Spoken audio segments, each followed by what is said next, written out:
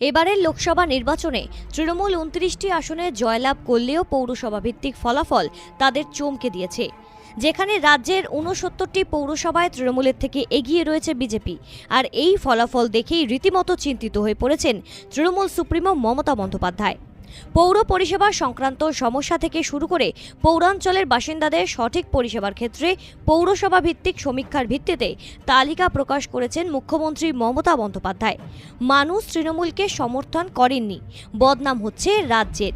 আর এই পরিস্থিতির জেরেই গতকাল নবান্নে রাজ্যের বিভিন্ন পৌরসভার মেয়র থেকে শুরু করে পৌর প্রতিনিধিদের সাথে আধিকারিকদের সঙ্গে বৈঠক সারলেন রাজ্যের প্রশাসনিক প্রধান। আর একদিকে যেমন রাজ্যের বেশ কিছু পৌরসভার পৌর পরিষেবা নিয়ে ক্ষোভ অভিযোগ শুনে তুলোধনা করেন মুখ্যমন্ত্রী মমতা বন্দ্যোপাধ্যায়, আর তেমনই বেশ কিছু পৌরসভার নামে সুনামও করেন তিনি।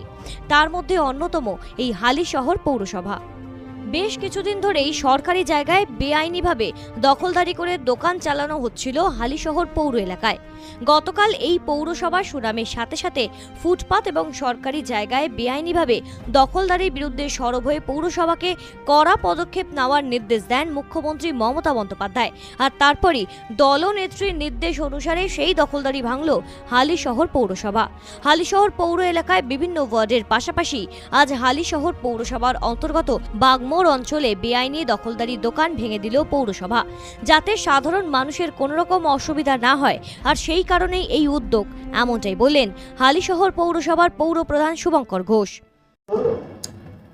না দেখুন, আমরা এর আগের সপ্তাহে করেছি এবং আমরা প্রায় 2 সপ্তাহ ধরে শুরু করেছি। আমরা যেগুলো আমাদের রোডের ওপরে বিশেষ করে রয়েছে, আমাদের যেগুলোতে মানুষ বেশি যাতায়াত করতে অসুবিধা হচ্ছে, এবং বেশ কিছু পিটিশন জমা পড়েছিল।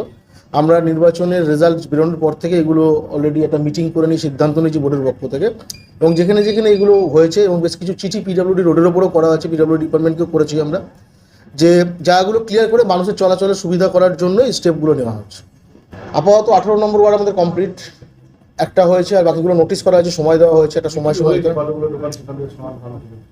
18 নম্বর ওয়ার্ডে একটা কমপ্লিট হয়েছে, গত সপ্তাহে হয়েছে। আজকে হলো আপনার বাগমোড়, যেটা আমাদের বলতে পারি আমরা কমার্শিয়াল জোন হালি শহরের। অসুবিধা হচ্ছিল, ওটাকে আমরা টোটো অটো, যেহেতু রাস্তার উপর চলে আসছে, ওটাকে টোটো কিংবা অটোর স্ট্যান্ডের জন্য আমরা ব্যবহার করবো ওই জমিটাকে।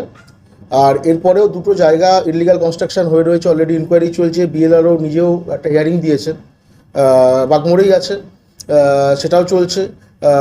আরও বেশ কিছু জায়গায় নোটিশ হয়েছে, সেগুলোর যেহেতু সময়সীমাটা দিতে হয় 7 দিন 5 দিনে, সেগুলো দেওয়া রয়েছে। সেগুলো বাকি হিয়ারিং এক্সিকিউটিভ অফিসার চলছে। যেগুলো মনে হবে ইলিগাল কনস্ট্রাকশন আছে, যেমন 2টো করা হয়েছে, বাকিগুলো করা হবে। ক্লাবগুলো আমার মনে হয় ক্লাবগুলো ওরিয়েন্টেড লোকাল লোক দিয়েই করা, ঠিক আছে। লোকাল লোক যদি সেরকম কোনো অভিযোগ থাকে, আপনাদেরকে বলেছে, এখনও মিউনিসিপ্যালিটিতে সেরকম কোনো পিটিশন পড়েনি। যদি সেরকম কোনো অভিযোগ থাকে কারোর, আপনাদের মাধ্যমে বলি, যদি মার্চ পিটিশন করেন কিংবা বারবারই আমাদেরকেও জানান, অবশ্যই আমরা ইনকোয়ারি করে দেখব যে কতটা সত্যতা আছে। ক্লাবগুলো যদি সত্যি পাবলিকের অবস্ট্রাকশন করে থাকে, অবশ্যই ক্লাবের সাথে আমরা কথা বলব। ব্যুরো রিপোর্ট, সঠিক বার্তা।